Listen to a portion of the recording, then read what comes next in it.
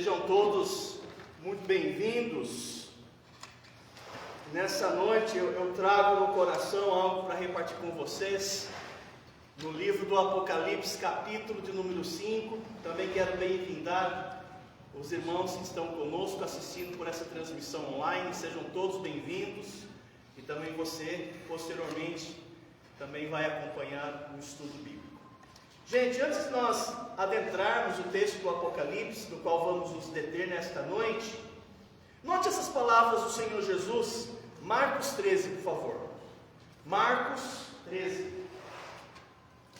Note essas palavras de nosso Senhor. Marcos 13, verso de número 19. Deixe-me contextualizar.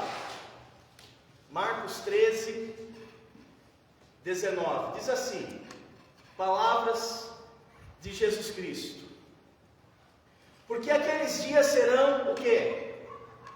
De tamanha tribulação, como nunca houve, desde o princípio do mundo que Deus criou até agora, e nunca, jamais haverá. Irmãos, nós estamos falando não de uma simples catástrofe. Também nós não estamos falando de um grande desastre. Aqui, ó, nós estamos tratando nesta noite sobre o maior juízo de todos os tempos. As pessoas andam falando que devido ao alto índice, de assassinatos, homicídios, guerras e doenças, que nós estamos nos finais dos tempos, não é? Nós temos visto pessoas falando assim, mas não, irmãos, nós ainda não estamos nos finais dos tempos, porque Jesus, ele dá um indicativo de como será esses dias. Marcos 13, 9, porque aqueles dias serão de tamanha tribulação. Vocês estão me entendendo? Porque aqueles dias serão de tamanha tribulação, como nunca houve desde a criação até agora, e nunca mais haverá. Irmãos, o livro do Apocalipse, a partir do capítulo de número 6, do qual vamos estudar a partir da semana que vem, porque hoje vamos nos deter no capítulo de número 5, o Apocalipse, a partir do capítulo número 6, abre-se esse período de final dos tempos. Abre-se esse período desse juízo que Jesus falou lá em Marcos. Tamanha tribulação jamais vista. Vocês estão me entendendo? Como que alguém pode dizer que já está acontecendo? Não, nós ainda não estamos nesses dias de tamanha tribulação. Porque quando esses dias chegarem, os danos, compreenda, os danos serão irreparáveis. Vou mencionar aqui alguma dessas grandes tragédias que irá acontecer naqueles dias. Quer ver só? Eu vou citar aqui, ataque massivo e letal de animais das florestas, animais selvagens das florestas, matando pessoas. Vai acontecer naqueles dias. Você consegue imaginar as feras, as bestas feras saindo das florestas e matando pessoas? Quer ver só? Apocalipse 6. Apocalipse capítulo 6. Vamos ler lá? Versículo de número 8. Olha o que diz as Escrituras. Apocalipse 6, versículo 8. E olhei um cavalo amarelo, e o seu cavaleiro, sendo esse chamado o quê? morte. E o inferno estava seguindo, e foi-lhe dada a autoridade sobre a quarta parte da terra para matar a espada, pela fome, com a mortandade, por meio do quê? Vocês estão entendendo? Um ataque massivo e letal de animais selvagens que saem da floresta. Serão dias terríveis. E tem mais. A Bíblia narra para nós que naqueles dias a contaminação, a poluição e a destruição do nosso solo, dos nossos mares, dos nossos rios e da nossa vegetação, a destruição será de 1/3. 1/3 do nosso solo será destruído. 1/3 dos mares será destruído. 1/3 dos rios serão destruídos. 1/3 de toda a nossa vegetação será destruída. Se não, confira comigo, Apocalipse capítulo 8. Apocalipse capítulo de número 8, versículo 7. Gente, eu não estou entrando ainda nesses versículos desses capítulos. Só estou demonstrando para vocês que esse dia aqui, esses dias ainda não chegou. Porque se chegar, gente, os danos que vai ser desencadeado, os danos serão terríveis, serão irreparáveis. Não dá para reparar isso. Veja o texto, versículo 7, capítulo 8. O primeiro anjo tocou a trombeta e houve saraiva e fogo de mistura com sangue e foram atirados à terra. Presta atenção agora. Então, queimada, o quê? A terça parte do nosso planeta. Você consegue imaginar 1/3 do nosso planeta queimado? Isso nunca aconteceu. Existe queimada na Amazônia, nos Estados Unidos, na Europa, em uma área, talvez de grande vegetação, mas 1/3? Não, isso nunca aconteceu. Mas vai acontecer naqueles dias. Continua a leitura. E das árvores, e também de toda a erva verde. Continua a leitura. O segundo anjo tocou a trombeta, e uma como de grande montanha ardendo em chamas foi atirada aonde? Ao mar, cuja o quê? Terça parte dos nossos mares se tornou em sangue. Você consegue imaginar os nossos mares, os nossos oceanos? 1/3 dos nossos oceanos em sangue. E morreu a terça parte da criação que tinha vida existente no mar, e foi destruída a terça parte das embarcações. Continua a leitura. O terceiro anjo tocou a trombeta e caiu do céu sobre a terça parte dos rios. Gente, a nossa água doce, a nossa água potável. E sobre as fontes das águas, uma grande estrela, ardendo como tocha.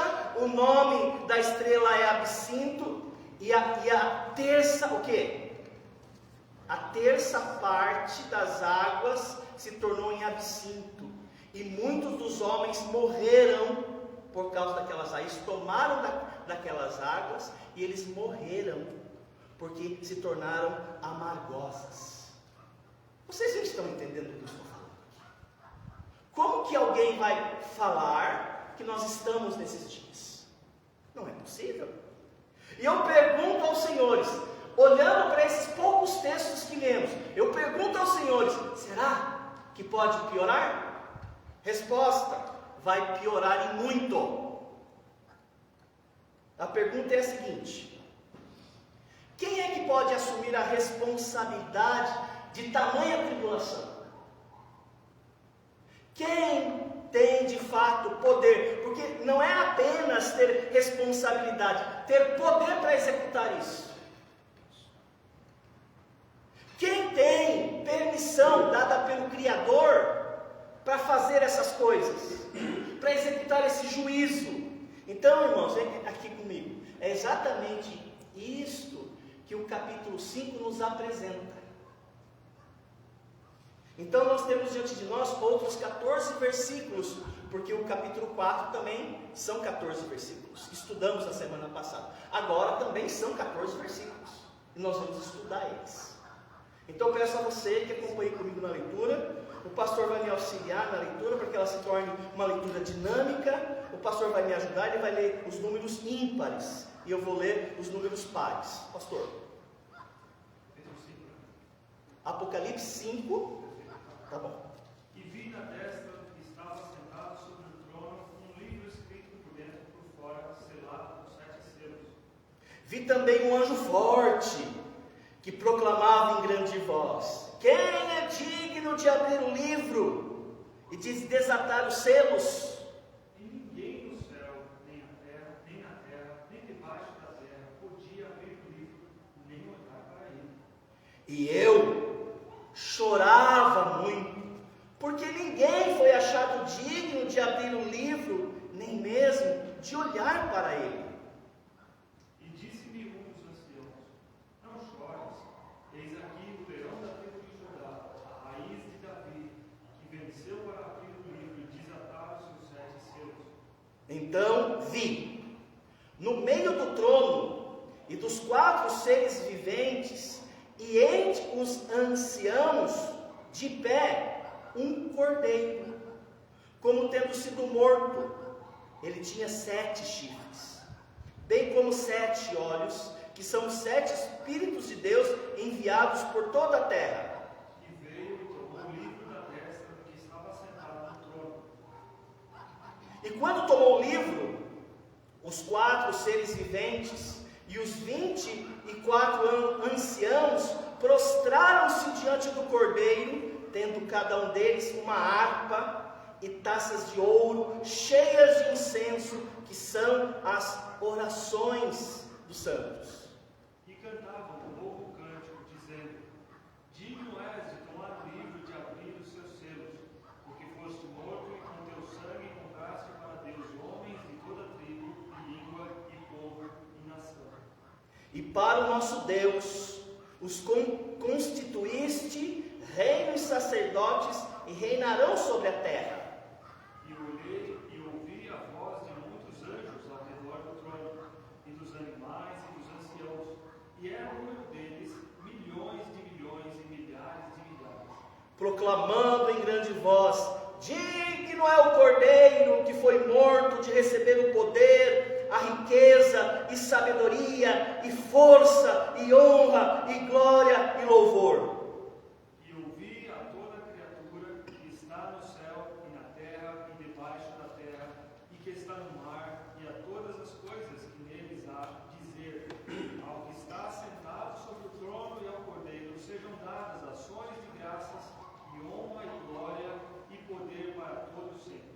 E os 4 seres viventes respondiam: amém. Também os anciãos prostraram-se e adoraram. Vamos orar? Mais uma vez? Querido Deus, nós estamos diante de um texto sagrado, diante da sua palavra, Pai, que é infalível, ela é eterna, e todos os teus preceitos, ó Deus, se cumprirão à risca, por mais que os homens achem tardia, demorada, e às vezes até incrédulos em relação a essas palavras. Então pedimos a Ti, ó Deus, que fala-nos ao coração, fala-nos à mente, não aquilo que queremos ouvir, ó Pai, porque isso é muito pouco.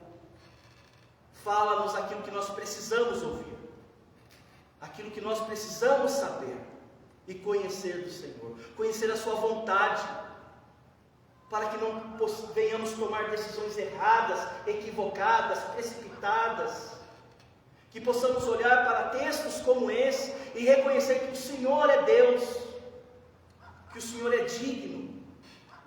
Abençoa, Deus, a Tua palavra que foi lida e conduz esse culto para louvor da Sua glória.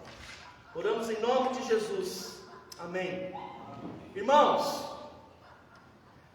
nós precisamos entender que tudo isso que está acontecendo aqui é continuação daquilo que nós estudamos na semana passada. É uma continuidade. Irmãos, no capítulo 4, se você se lembra, deixa eu falar a você de forma resumida. Lá no capítulo 4, nós estudamos uma convocação para uma reunião, ok? Para tratar de uma mega operação. Vocês se lembram disso? Uma convocação para uma reunião para tratar de uma mega operação. E nessa reunião nós aprendemos na semana passada que havia ali alguns grupos de pessoas, ok? E o primeiro grupo de pessoas que nós aprendemos que estava ali naquela reunião, quem era? A Trindade. O Pai estava presente, o Filho estava presente nessa reunião e o Espírito Santo também estava presente naquela reunião. O segundo grupo de pessoas que o capítulo 4 nos apresenta, que estava presente naquela reunião, seriam os 24 anciãos, que na verdade é uma figura de toda a igreja glorificada. Toda a igreja glorificada estará presente nessa reunião. E também o terceiro grupo de pessoas que o texto bíblico narra que estava presente eram os animais, os 4 seres viventes, que é uma apresentação dos anjos. Os anjos também estavam presentes nesta reunião. E João, quando teve essa visão, é curioso porque essa visão acontece depois do arrebatamento e depois do bema, logo após o arrebatamento e o bema, temos esta reunião. E aqui no capítulo 5, nós temos alguns acontecimentos, e é isso que eu quero estudar com vocês. 3, o texto vai apresentar para nós 3 acontecimentos, 3 principais acontecimentos, que vai se desenvolver e vai se desenrolar ao longo desta reunião, ok? Vamos lá então? Primeiro acontecimento que temos, olha que interessante, nós temos aqui um acontecimento que é o suspense. Primeiro acontecimento, o suspense. E por que o suspense? É devido a tamanha responsabilidade daquilo que vai se desenvolver a partir de agora. Quem pode ser o responsável por isso? E o texto vai identificar a pessoa que vai assumir essa responsabilidade. Veja o texto novamente. Apocalipse, de 1 a 4. Vi na mão direita aquele que estava sentado no trono, é Deus Pai. Um livro escrito por dentro e por fora, de todo selado com 7 selos. Vi também um anjo forte que proclamava com grande voz: quem é digno de abrir o livro e de lhe desatar os selos? Vamos parar aqui por enquanto. Nós já temos enfatizado, irmãos, que não será um simples juízo. Pelo contrário, nós temos destacado a magnitude desse juízo. Afinal de contas, desse ponto para trás, já aconteceram alguns juízos, não é? Quem lembra de um juízo que aconteceu? Gênesis 6. O dilúvio, Gênesis 11. Nós temos um outro juízo que já aconteceu na terra, a Torre de Babel. Gênesis 19, quem lembra? Um outro juízo. Gênesis 19, a destruição de Sodoma e Gomorra. Quer ver? Êxodo 7, nós temos outro juízo. As pragas do Egito. Se você segue na leitura bíblica, lá em Números 16, eu tenho um outro juízo. Você se lembra? O pastor está em Números capítulo 3. O pastor vai chegar no capítulo 16. Quando o pastor Jonas chegar no capítulo 16, eu tenho um juízo ali. A terra abre sua boca. Sabe para quê? Contra Corá. Nós temos também no livro de Reis, capítulo 17, um outro juízo. Que seria o cativeiro assírio e depois, logo em seguida, o cativeiro babilônico. Veja que interessante, a Bíblia, ela conta para nós que já aconteceram juízos. E todos esses causaram muito dano. Só que aqui vai ser diferente, gente. Não há juízo maior da história do que esse que nós estamos falando. Muito maior que o dilúvio. Muito maior que a destruição de Sodoma. Muito maior que as pragas do Egito. Já causou muito dano na história ali registrada. Nós estamos falando de uma coisa muito maior. Nós estamos falando de uma mega magnitude. Então, não é qualquer pessoa que pode assumir essa responsabilidade. Por isso que o texto aborda, e diria a vocês, de maneira muito honesta, esse suspense. Ele está trazendo esse locus para mostrar, gente, o negócio não é brincadeira. O negócio é muito sério. E o que é curioso, que esse livro lacrado, o conteúdo já havia sido escrito. Ou seja, Deus, o Pai, junto com o Filho, na eternidade, eles já haviam sentado para conversar sobre esse juízo. Já tinha sido escrito, os juízos já estavam prontos, os danos já haviam sido determinados. Não tem como. Esse livro, ele não pode ser alterado, ele é inalterável. Só precisava começar a execução. Eu tenho aqui o dano que vai ser causado. A grande tribulação está escrita aqui dentro. Mas quem é que vai executar isso aqui? Aliás, todas as mortes, e não serão poucas, já haviam sido previstas. Ele não somente viu, mas já havia sido decidida. Só não foi executada. Então, gente, olha aqui. Nós estamos falando de dados. Nós estamos falando de informações. Nós estamos falando de etapas de um juízo lacrado. Porque ainda não havia chegado a hora. Não havia chegado o momento. Só que aqui está prestes para acontecer. Nós estamos na antessala dos acontecimentos. Alguns falam que esse momento já está acontecendo. Não é possível. E eu entendo porque as pessoas falam do porquê já está acontecendo. Essa manhã, Juliana comentou comigo no café da manhã. Ela falou assim: você tem percebido a quantidade de feminicídio? Foi ou não foi?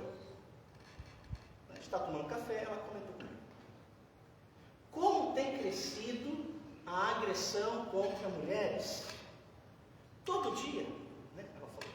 Alguém bate, alguém espanca, alguém humilha, alguém mata uma mulher. Irmãos, se nós atentarmos para esses fatos da nossa realidade atual, nós podemos chegar à seguinte conclusão: nós não chegamos ainda nesse dia de juízo, mas está bem perto. Estamos bem próximos. Porque o ponto aqui, gente, dessa revelação que João recebe, é uma visão do futuro. Ok? Não chegou o momento. Porque quando chegar, o Senhor Jesus, com esse juízo, sabe o que Ele vai trazer? Justiça.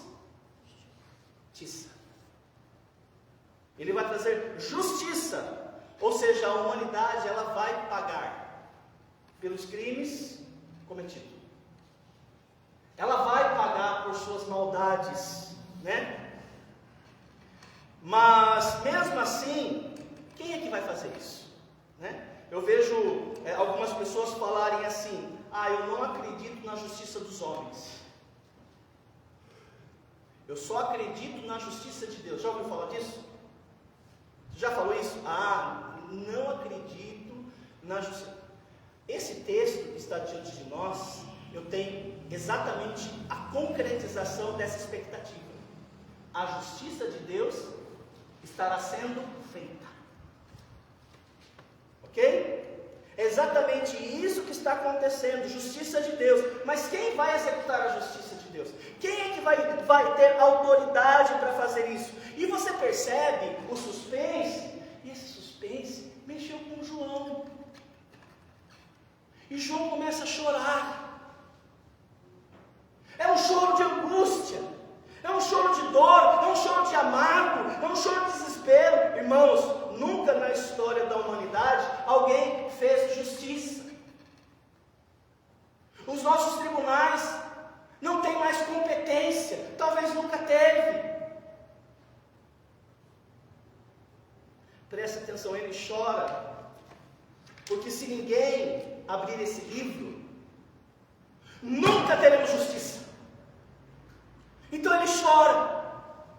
Alguém tem que desatar esses selos para que haja justiça e mais, para que a redenção da humanidade se consuma, que se concretize. E mais, se esse livro não for aberto, o mal não será derrotado. Então esse livro precisa ser aberto.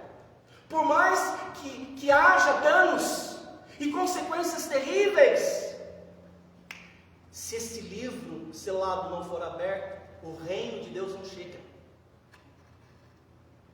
Então esse livro tem que ser desatado. E João, sabendo das consequências se esse livro não fosse aberto, e não tinha ninguém que sequer pudesse olhar para esse livro, e ele começa a chorar. Então esse é o primeiro acontecimento, o suspense.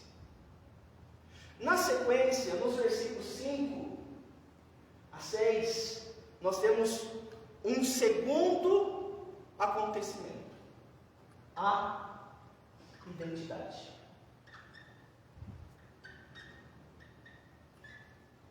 A identidade. Veja o texto. Apocalipse 5 e 6. Todavia, um dos anciãos me disse: não chores, eis que o leão da tribo de Judá, a raiz de Davi, venceu para abrir o livro e seus 7 selos. Então vi no meio do trono um dos 4 seres viventes, e entre os anciãos, de pé, um cordeiro, como tendo sido morto. Ele tinha 7 chifres, bem como 7 olhos, que são os 7 Espíritos de Deus, enviados por toda a terra. Irmãos, nós temos diante de nós, a partir de agora, a revelação da identidade da pessoa que iria, de fato, abrir o livro e com isso trazer justiça, com isso triunfar sobre o mal, com isso vindicar a santidade de Deus, com isso preparar para o estabelecimento do reino. E o texto traz para nós, eu acho isso muito interessante, muito feliz. Ele traz a identidade, sabe de quem? Nada menos que o Messias. O Messias. Jesus, ele aqui identificado como o único que pode trazer justiça eterna. E ele vai trazer justiça eterna aqui, como Messias. Mas pastor, nós já sabemos que Jesus é o Messias. Irmãos, nós não temos essa compreensão. Sabe por quê? Porque quando eu pergunto a vocês, quando eu digo que Jesus é o Messias, o que vem na sua mente? Ora, é o que viria na minha mente, que Jesus é o Salvador.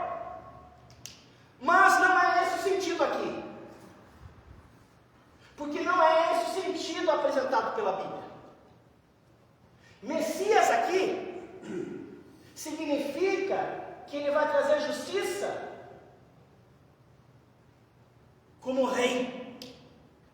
Messias é um título de um monarca. Quem vai trazer justiça é o Rei dos Reis. É o Rei que está acima de todos os reis. É o Senhor dos Senhores. Inclusive, no Antigo Testamento, a palavra Messias, que no grego é Cristo, essa palavra ela era usada para identificar os sacerdotes. Os sacerdotes, eles eram chamados Messias. Os profetas também recebem essa designação, esse título. Os profetas também são chamados Messias, e os reis. Jesus é o único que detém esses três títulos, esses três ofícios. Jesus é sacerdote messiânico, Jesus é profeta messiânico, e Jesus é rei messiânico. Agora vocês entendem, quando Maria dá a luz, e os anjos vão falar com os pastores, eles se assustam, e os anjos falam, começa a dar glória a Deus, porque eles mesmos não tinham noção daquilo que iria acontecer a partir desse menino. Esse menino é o rei justo, e esse menino, de fato, ele se apresenta inicialmente como Salvador, servo humilde, mas aqui vai dizer para nós a razão porque tantos anjos cantaram glória a Deus nas maiores alturas, porque esse menino iria se tornar homem, iria assumir o trono de Davi, e ele iria trazer justiça. E esse texto que está diante de nós está apresentando isso para nós. Às vezes vemos Jesus como cordeiro. Jesus é o cordeiro. Amém? Amém. Eis o cordeiro de Deus que tira o pecado do mundo. Mas Jesus não se apresenta aqui como cordeiro. Ele se apresenta aqui como leão. Um rei. Eu iria falar rei leão. Não, mas não é. É leão rei. Leão rei. Um anjo forte revela que Jesus é o leão da tribo de Judá. E João viu isso. Jesus, irmãos, vai ocupar o trono de Davi. E isso aponta toda a preparação para o reino milenar. Eu acho interessante que os judeus queriam tanto um rei, e veio um servo humilde. E eles não conseguiram identificar o servo humilde. E aqui nós estamos falando a preparação para a chegada do rei. E o rei está tendo uma reunião com aqueles que vão voltar com ele. Os anjos e a igreja. Só que antes dele vir, ele começa a trazer alguns juízos em preparação à sua vinda. Porque a tribulação, ela vai culminar na revelação pessoal de Jesus Cristo vindo à terra. Mas antes ele tem que preparar e tratar com os seus inimigos. E é isso que o texto está apresentando para nós. Nós temos aqui os preparativos para a apresentação do leão da tribo de Judá. E para eu terminar, o terceiro acontecimento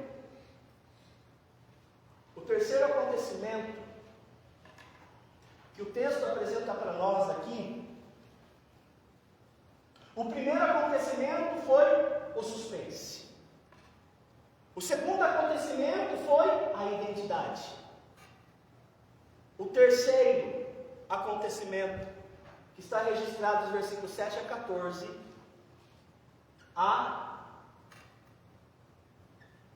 adoração.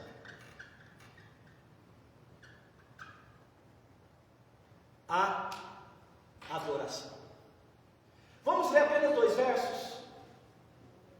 Vocês já estão cansados, né? Recobre as suas energias aí. Tem muito mais pela frente. Pode tomar água, mas volta logo. Você vai perder alguma coisa. Vai tomar água ouvindo aqui. Capítulo 5, versículo 9. Depois de tudo isso, o que diz o texto? Entoavam o quê? Um novo cântico.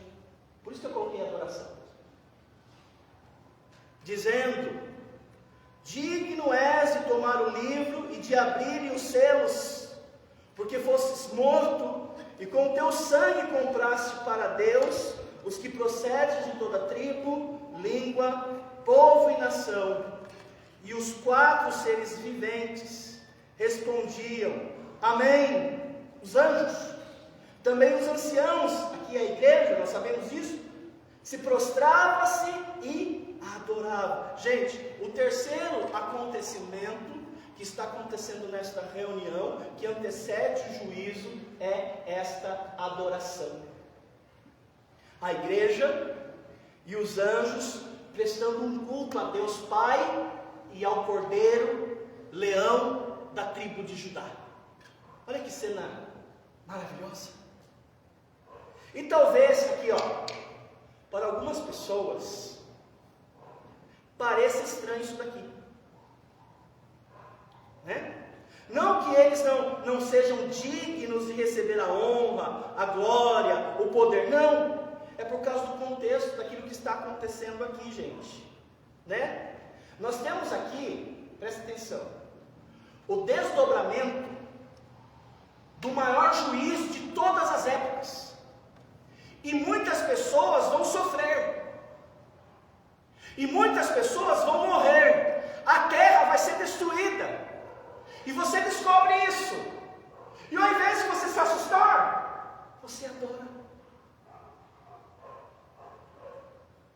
Muitas pessoas não entendem isso. E digo a vocês, no meu ministério, há vários embargos. E talvez um dos principais embargos que eu trago no meu ministério é o questionamento, e eu acho até muito sincero e muito honesto isso: como que Deus, sendo justo e bom, permitirá tanta morte? Morte de crianças, morte de mulheres, morte de adultos, morte de velhos. Até nos dias atuais, como Deus, sendo bom, permite tanta morte? Isso para mim é um embargo no meu ministério. Como sendo Deus justo e bom, permite uma mulher, por exemplo, sabemos à luz dos noticiários, ser morta e violentada, ser agredida com tantos socos? Será que Deus não olha do céu e Ele não se sensibiliza à dor? As pessoas me perguntam isso. Como que Deus, sendo bom e justo, permite uma criança ser atropelada, uma criança ser assassinada, ser molestada e morta? Na verdade, este é e tem sido o maior argumento dos ateus a respeito da existência de Deus. Essa é a maior indagação deles. Vocês acreditam num Deus que dá de ombros? Vocês andam falando aí que Deus é todo poderoso, que Deus é bom? Dá uma olhadinha aí pela janela e dá uma olhadinha no que está acontecendo ao nosso redor. Esse Deus não pode ser bom, poderoso. Deve ser um sádico. Aliás, não é apenas ímpio que questiona Deus diante de tanta maldade. Você também questiona. Não é só ateu e ímpio, não. A gente abre e liga no noticiário e vê uma tragédia acontecendo, a gente fala: como que pode isso? Será que Deus no céu, sendo tão justo, bom e poderoso, não vai fazer nada?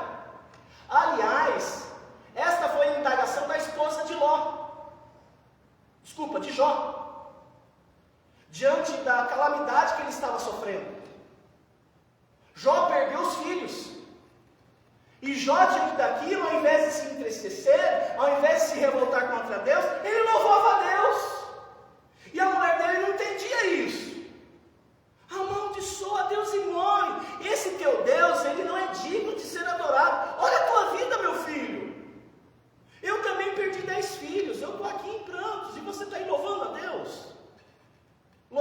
Jó estava falido.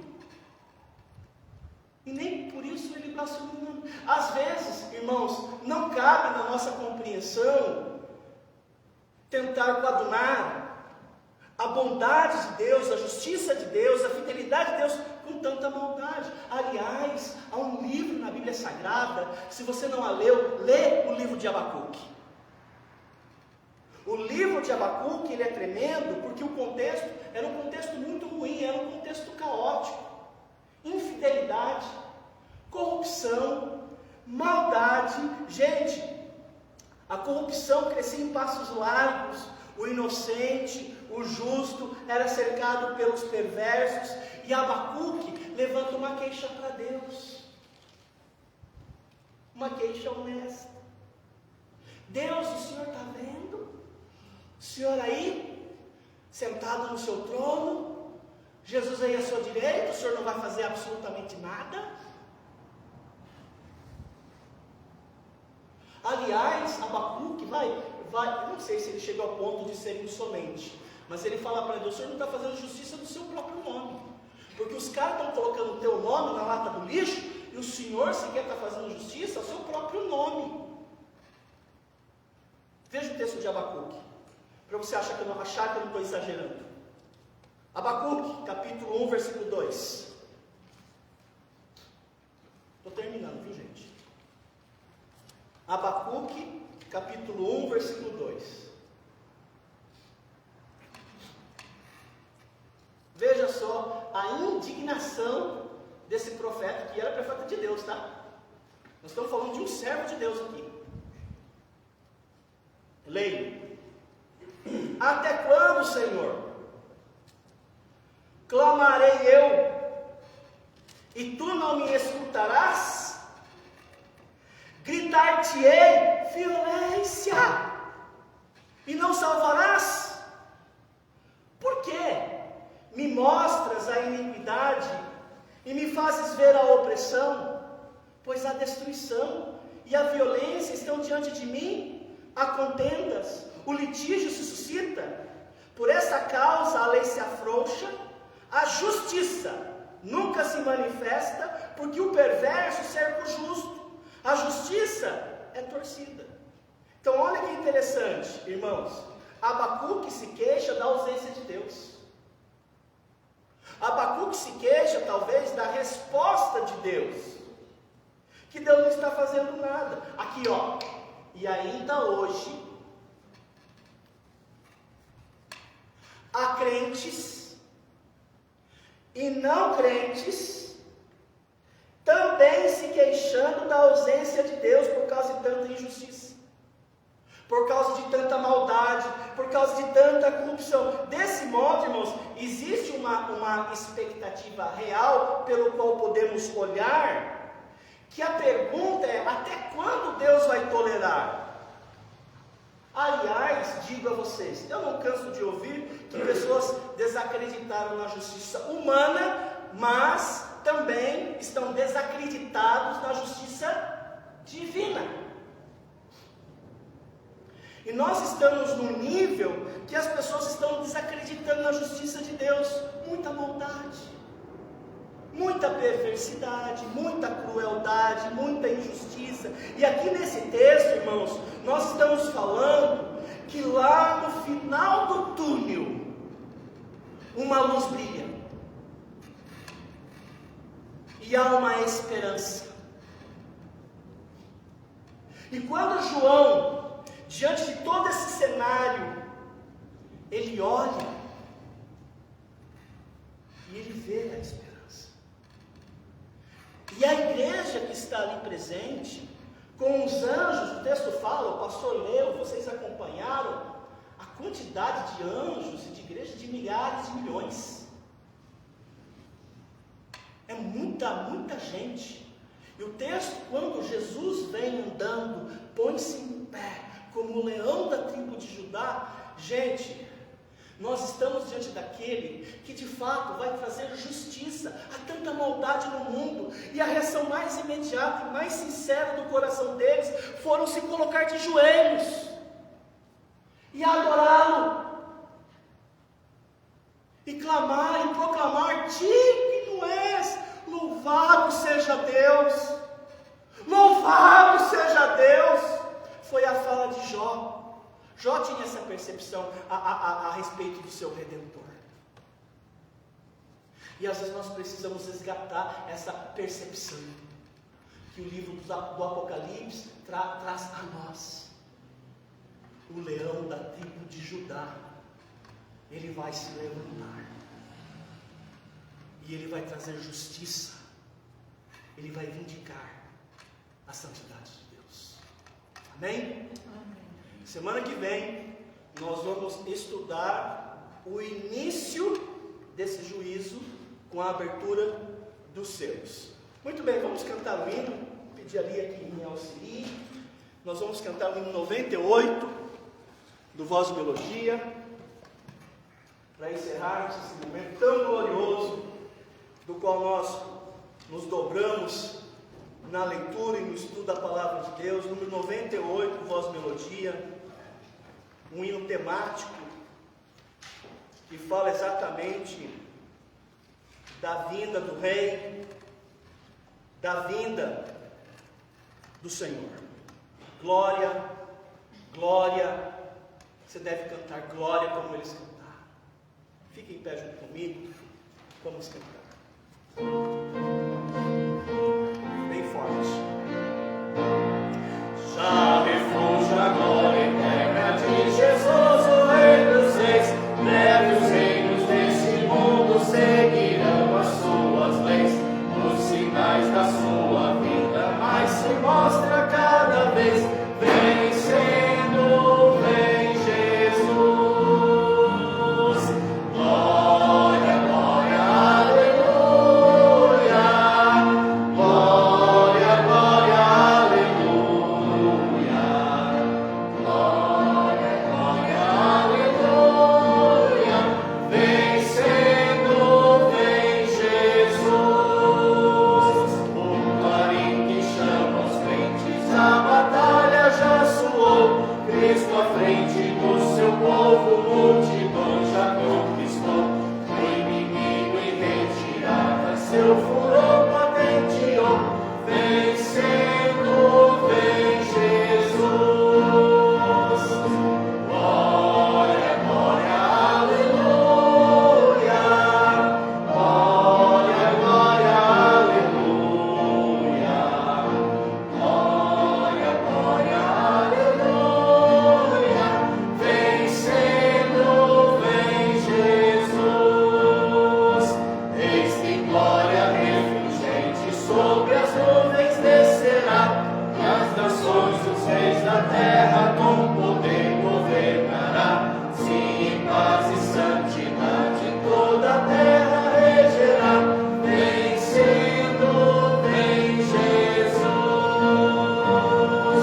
Glória, glória, aleluia. Glória, glória, aleluia.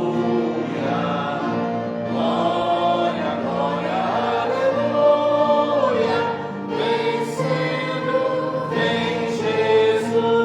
Minha capela.